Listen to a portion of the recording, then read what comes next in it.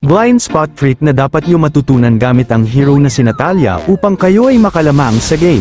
Panoorin nyo ang video na ito. Napakasimple lang naman ito gawin kung tutuusin. Ang kailangan mo lang gawin ay sumiksik ng maigi sa mga sulok ng map at iwasan ang masyado na paggalaw.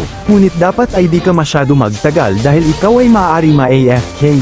Para naman ma-counter ang strategy na ito, maaari mo i-max ang brightness ng iyong cellphone upang maaninag si Natalia, or bumili ng item na glowing wand na may burning effect na makakapigil sa kanya na makapag-camouflage o di naman kaya ay cursed helmet at patuloy mo lang ito dikitan.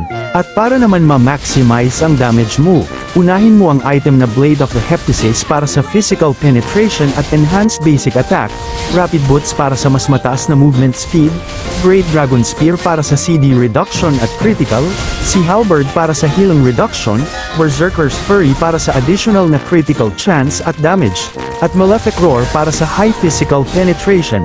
Gamitin mo ang emblem na Assassin para sa plus 14 adaptive penetration, plus 10 adaptive attack at plus 3 movement speed.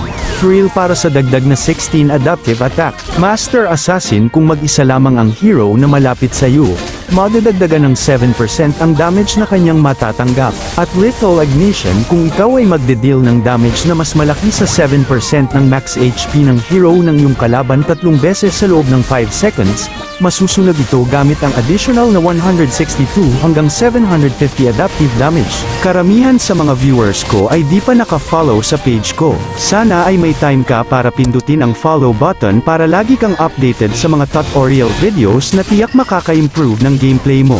At sa tingin ko'y hanggang dito na lang muna. Sana'y may natutunan ka, mag-focus parati sa game dahil lahat ay pwedeng manalo sa late game. Hanggang sa muli.